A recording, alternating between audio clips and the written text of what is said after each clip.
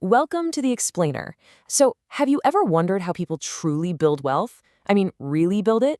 It's definitely not just about working harder. Today, we're going to break down this incredible framework from investor Naval Ravikant that shows the exact path from trading your time for money to, well, owning the entire system. Right. So how do you actually make that leap? It feels huge, doesn't it? Well, Naval gives us this super clear roadmap. And to make it easy to grasp, he uses the real estate industry as this perfect example of how wealth and, more importantly, leverage are built one step at a time. He calls it the ladder of wealth. And it's basically this five-step journey. Now, here's the key. With every single step you take up that ladder, you're taking on more risk and a lot more responsibility. But and this is the important part, you're also gaining a powerful new form of leverage. Okay, let's dive in. Look, we all have to start somewhere, right? And for most of us, that's right at the bottom of the ladder, where the main thing we have to offer is our own hard work. So at level 0, you are the laborer. You're the one physically doing the work, fixing the house, plastering the walls, hammering in the nails.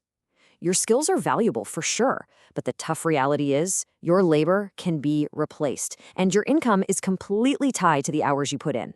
No work, no pay. Okay, now at level 1, something really crucial happens. You make a big shift.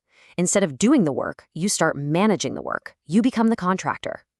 You're not just swinging the hammer anymore, you're the one coordinating the whole project.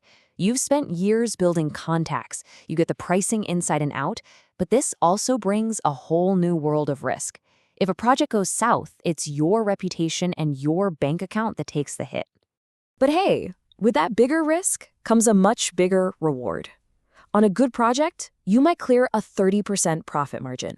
And that's your payment for managing all that complexity and for shouldering all that responsibility. And this is the most important point so far. This is your very first taste of leverage. You are using the labor of other people to scale your impact, to do way more than you ever could with just your own two hands. Now, let's see how this starts to build as we climb to the next level. All right, the next big step up this ladder, it's a total game changer. It's a fundamental shift because you're moving away from just managing people and you're starting to manage money. So, after years of grinding it out as a contractor, you decide it's time to climb to level 2. You become the real estate developer. You're not just fixing up other people's houses anymore. You're building your own projects right from the dirt up. You're a creator now, not just a manager. You have to be able to look at an empty plot of land and see the potential. You need deep, specialized knowledge. And crucially, you have to convince other people to give you their money to fund your vision. The financial risk here, it's on a whole other level. And just look at the sheer scale of this thing. You might buy some land for, say, $2 million, use investor money to build on it, and then turn around and sell the finished property for $10 million. See, you're playing an entirely different game now.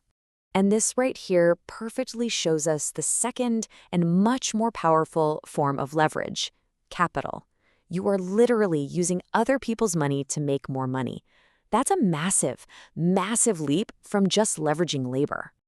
So the final levels of this ladder, this is where things get really crazy. This is where it all goes exponential. It's all about combining every form of leverage you've picked up along the way to create something truly massive. At level 3, you could become a fund manager. At this point, you might stop dealing with construction sites altogether. Your whole focus is just on managing capital at a huge scale, maybe by starting something like a real estate investment trust, a REIT. Your expertise is purely financial and strategic now. And then you have the pinnacle. Level 4, the tech founder. This is where you take all that deep industry expertise you've built up over decades, and you combine it with the single most powerful form of leverage on the planet today, technology. Just think about it for a second. You're not building one house at a time anymore. You're building a software platform that can be used by millions of people. You're leveraging code, which can be copied and distributed for basically free. You're leveraging capital from investors, and you're leveraging the best labor out there, elite engineers and marketers. You're using everything all at once. Now, of course, a move like this comes with the absolute ultimate risk and responsibility. The complexity is just off the charts. But this is also how you unlock the potential to build a truly massive billion-dollar company. So, after all that, what's the big takeaway here? The journey up this ladder isn't really just about making more money. It's about what you're building along the way. See, with every single step, you are slowly accumulating assets that are worth so much more than just money. You're building deep knowledge, a rock solid reputation, capital, connections, and eventually a world class team. Each step builds on the last one, and it all just compounds over time. And this journey from worker to owner, it doesn't happen overnight. Not even close. It's a long process of constant learning and building that can span years, maybe even decades. For some, it's a lifetime of work, of building and compounding. So, as you think about your own career, your own path, it's a really powerful question to ask yourself. What step are you on this ladder right now? And maybe even more importantly, what's the next form of leverage you need to get your hands on to climb up to that next rung?